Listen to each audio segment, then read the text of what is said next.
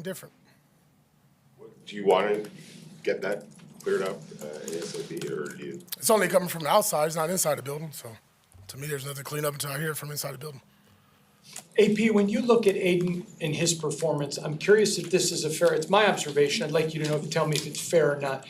You haven't seen enough, in my opinion, to determine whether he's a QB1 or not, but certainly deserves to be in the competition. Would you agree with that? And do you need to go forward and keep looking till you know you have the guy? Well, I think with Aiden, I think what you're seeing is somebody that's finally played 17 games, right? That was his 17th game as a starter. I think you got to look at just the whole platform of it. Not one time has he went in as a day one starter, right? He's been either thrown in the game or coaching change or, bench quarterback. So what does that look like maybe when he has a whole offseason as the guy? So I think a lot of guys have to go into that evaluation. But I think what you see with Aiden, like we saw last night, some big-time throws, some throws we want to take back and not do. And, obviously he's still working on mobility. He got out the pocket again there. So there's work there for a young player that's going in year 3. Do you think making changes on your staff? No, not as today. Kind of big picture, not just roster, coaching staff, but what do you think you guys need to do moving forward to help turn things around? Got to get better players. Got to coach better. Got to do a lot of things better when you only win 4 games. For yourself, individually, I know you obviously focus on the entire team, but for yourself personally as a head coach, where do you think you need to improve moving forward? Everything that a head coach needs improving. How important is it to re-sign Robert Spillane to this team? And Robert's huge. I think he's earned, we got every penny out of him for what we signed him for 2 years ago. And he's done an outstanding job. Hell, had a hell of a game last night all over the field, making tackles, top 5 in the league in tackles. But more importantly, a leader, a real staple of what our defense is. Done a great job from a physicality standpoint, leadership standpoint, vocally as well. To me, like we always talk about linebacker play in this room at times. It's fun watching him play linebacker because he gives it, balls to the wall, all out. I would love to see him be a Raider. A lot of the players in the locker room showed their support for you last night and said that during that 10-game losing streak, you kept them together. How in particular did you do that? Just being myself like I am every day. I never change, win, lose, or draw. I'm AP regardless of if I'm standing in front of you or I'm outside this building. And that's how I treat those men. I treat them like men. They're pro football players. They understand that. We talk and we have honest conversations. It doesn't just happen when we win. We don't just sit there and pat each other on the back. When we lose, we're straightforward. So it was challenging, though. When you lose 10 straight, how do you keep going in front of your team and motivate them? But to their credit, and I keep talking about it, though, learn how to be a pro, right? Especially with a young team. And that's what we constantly talked about. I thought they did a good job just buying into what the message or the mindset was of each and every week. And regardless, and I said in this room before, like win, lose, or draw, those guys competed. They gave effort. There's improvement there. You've seen some young players really step up. And that's what I think, this last month really was for us. Obviously, we won 2 games in a row and lost last night. But I thought you saw some things that you could say, man, they were working on it. You can see the technique. You see the fundamentals. You can see the scheme. You can see the players improving. And that's what I think is a plus and a positive to our team. To that point, whether personally or professionally, where do you feel like you have grown the most over the last 2 seasons? Yeah, I'm going to go back to it, just patience, What I need to do a better job of, and as I said a question earlier, I need to go with my gut. I did that a lot. I was better at that last year. And this year I didn't do what I wanted to do as much as I wanted to do it. I think there was a reason behind that. No, just lessons learned. Coach, going back to training camp, one of the important things that you mentioned was brotherhood, was being able to play for each other and that team leadership. How much of it do you think went into effect this season and even just last night fighting till the last second? I think it was critical because, again, the way the season went, the expectations that we have for ourselves, to go through that and never see this team point fingers at one another. There was never no bickering. There was no in-house issues or fires or anything that was detrimental to the team, even with movement with the staff or players. Nobody flinched. There was no blinking. We just kept moving on, next man up mentality. And they really embraced that throughout the entire season. I'm really proud of how we finished even last night. Obviously, when the game started to get out of hand, those guys still competing, even on offense and trying to, go for it onside. It wasn't like kick the ball off and let them, no, let's keep fighting until the clock hits 0. So they really took a lot of pride. You can see the emotions and the hurt, after that loss last night. That was sad to see from our guys. But like I told them, one loss, one season that's not who we are. And that's not going to design us. When you talk about, going with your gut, don't want to put any words in your mouth, but is there things that you would have done differently with the quarterback situation coming out of training camp? Yep. Yes. And I guess, why did you go with Gardner? And it sounds like you probably would have rather gone with. Yeah, I'm not gonna get into that. It's just I made that decision, and obviously, we made the decision to move on from Gardner after week 5, I believe, and then things just kind of went left and right after that. Coach, when you look at the rookie class, not even just the guys you drafted, but also the guys like Jonah and Thomas that you picked up, can you just talk about how they played, and does that make you encouraged on player development? No, really huge. I think, again, I'm going to go back to a credit to our staff doing a really good job of just constantly, just not always worrying about the Max Crosby's of the world and the Christians and Roberts of those guys that kind of your bottom feeders, that's up and coming in your program, your organization. And when you get players from the outside, like Jonah from Indy and Zach from Cincinnati, there's a lot that goes into it, right? This is not just scheme, it's technique, it's culture, it's the foundations, the things that we're working on in training camp and in OTAs and mini camp. And what I'm really proud of is what is built really for our team is depth. Get all these guys that were on this IR, which is 13, 14 guys on IR, get them back, and now you got some depth, with some young players that's played over 500 plus snaps. And I started my 6th year today covering this team, and in those 6 years, the only real consistency has been inconsistency. You mentioned not wanting to make staff changes. How important is it to you, AP, moving forward to keep your staff? Yeah, it's critical. I mean, we're going to look at it. We're going to talk. I mean, obviously, it's going to start with me whenever I talk with Telesco and Mark when we have our conversations. But then it goes into the coordinators and our position coaches, right? Obviously, there's a lot of things that we want to do better, wish we could done better, called better. All those things of nature. Then you got to ask yourself, okay, where's the growth at, right? And how do we grow and with who we're growing with? And I think at that time you got to make decisions. But you see it every year. There's going to be some turnover, right? You want consistency, but you got to do what's best for the team. And what does best for us is certain position groups where we need to improve.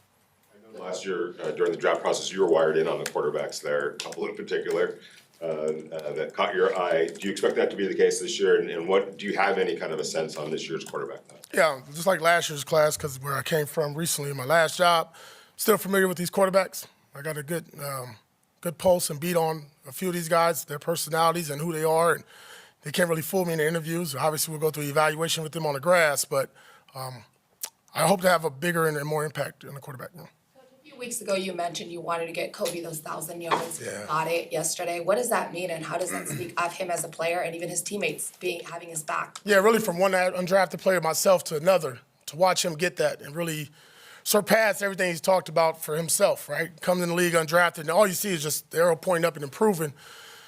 Then you come here and you got some big personalities and some big-time players here at your position, and then to see him get that opportunity and make the most out of it. What I was really excited about is when you saw it happen, and I kind of knew something was going on when all our guys started hugging on him. EB came off the sideline. A lot of guys patted him on the back. We kind of knew what we needed to do for Jacoby, but Jacoby did it. Jacoby played his ass off last night. I've been saying this from the jump. The ultimate team player. Like, it's hard to get a receiver that want to go in there and crack a D in or go get a linebacker, go get a safety, then go put up 1,000. That doesn't really happen. That's not very common. You mentioned Spillane. There's a lot of defensive guys who will be free agents this offseason. How important for you is to get those guys back next year?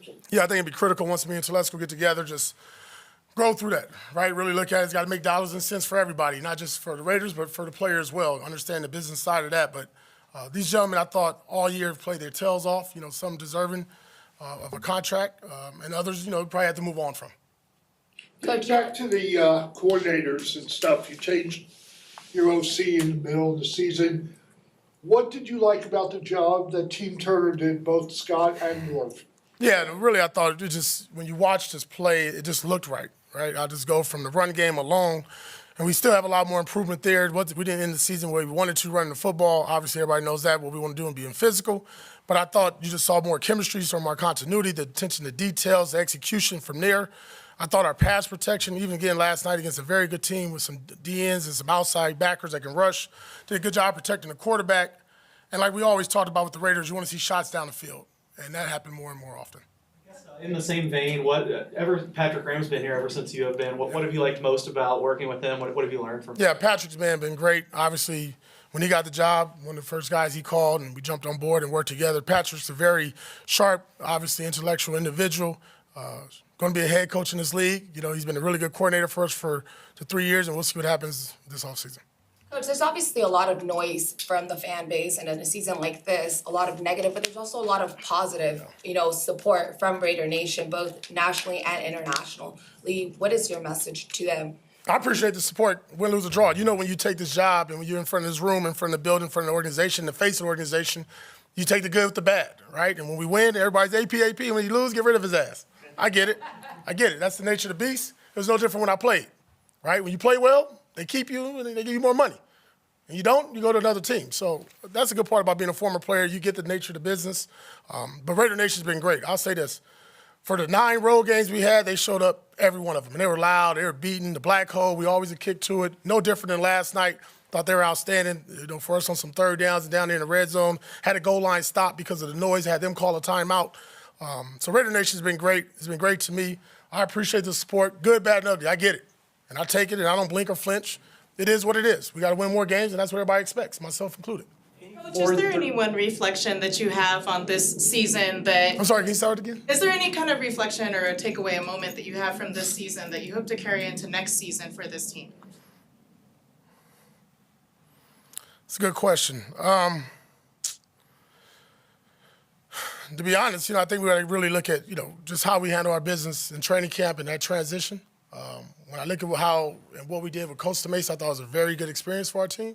But just seeing when we got back, we just got hit with injuries. So, I really look back at that. We talked to our medical staff and training staff of what we can do a better job of that. Now, a lot of these injuries were contact football injuries, and just the nature of the beast, it just happens. But as I look back, just when you're moving guys around from one place to the other, what's the impact on your team? I'm not saying that's good or bad, but that's just something that on top of my head that I know I've been thinking about. Speaking of injuries, how big would it be to get Malcolm Kuntz back? He didn't get to play at all this year. If there's one injury that really frustrated and hurt me this year was Malcolm, because he had a hell of a training camp, really a hell of offseason. Then we go into training camp, and, he's looking really, really good. And I know it's against our offense, and, we got in a couple games in preseason, but the bend, the power, the confidence was back. He had that swag to him. And when he went down that Thursday, it hurt our team. You felt it. You felt the emotional drop within the building. And it was a sad moment, but to Malcolm's credit, and seeing him in the building every day working out and starting to get his little juices back to him, man, it'll be good to have him back because, he's just on the brink of being a really good football player. And it'll be good to see him come back as a Raider and do what he needs to do for us to win. Got time for 2 more. Yes, go ahead. A 4-13 season for the Raiders is disappointing, but do you believe this franchise, looking back in a couple of years, will be able to see 22 or 27 first and second year guys playing, and that will be something positive that does come out of a disappointment? Yeah, without a doubt. I think, just looking at stats, us and the Rams were one of the younger teams, playing a lot of young guys late in the month, late this season. What I think is going to happen with this season is there's going to be a lot. There's a lot that I'm going to take from Telesco and Mark and our players. And we're going to look back and say, okay, why, right? And we're going to figure out that why over the next couple of months. Then we get back in this bad boy, which I expect our guys to do and be just like they were last year, in here in February, in here in March, when we started an off-season program, to have more of a chip, right? Because there was some opportunities that we had where we're on the goal line, 6 inches from the goal line, or 4 yards there.